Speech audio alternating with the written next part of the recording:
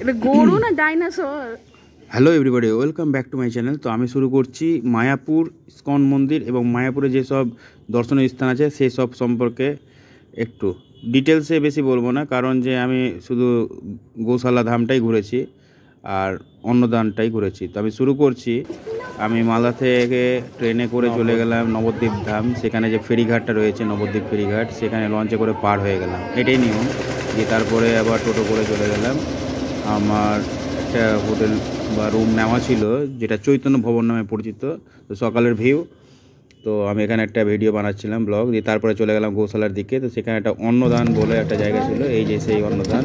তো এখানে একটা ফ্রিতে খাওয়ার ব্যাপার ছিল। তো গোশালাতে ঢোকার সময় অনেক রকম ঘি টি দেখলাম, তো আমরা লাস্সি টাস্সি খেলাম, খেয়ে দিয়ে গরুগুলো দেখতে গেলাম।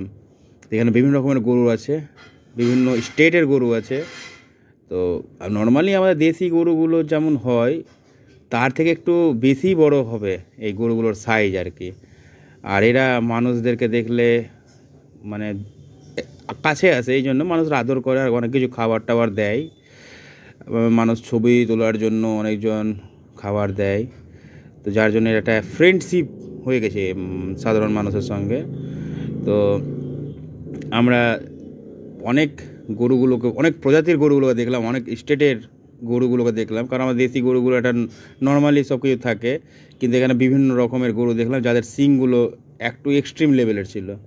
তো এগুলো যেমন মনে হয় ইউপি, বিহার এগুলোর গরু। এইটা গরু একটা ইউনিক লাগছে, মোটা মোটা সিং, মানে এইরকম সিং মানে অনেকটা হরিণের মতো, কেমনই ভুলভাল সব সিং, ভয়ানক। দেখো এই গরুটাকে, কিছু গরু তো সিং এত বড় যে আমার কষ্ট হচ্ছে, এই জন্য ভার নিতে পারছে না সিংয়ের।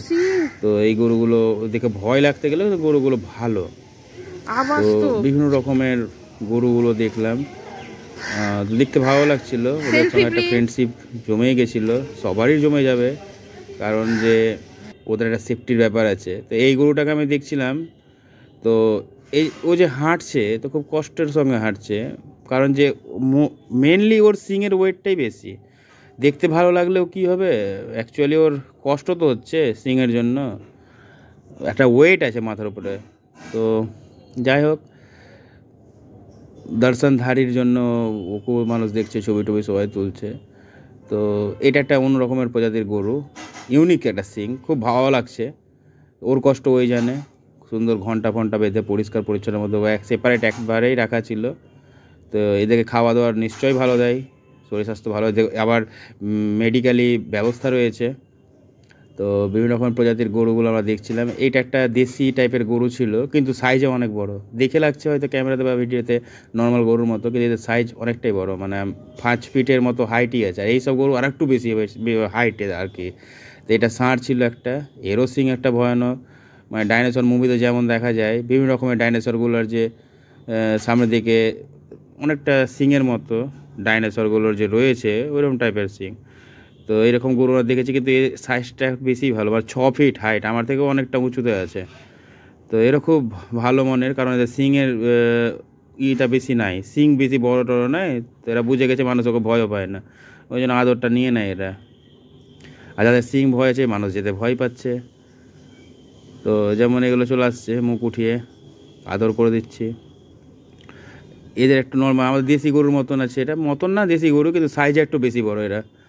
তো খুব ভালো লাগছিলো। তো গরু রচনা অনেক বললাম, এবার একটু ইস্কন সম্পর্কে বলে দিই।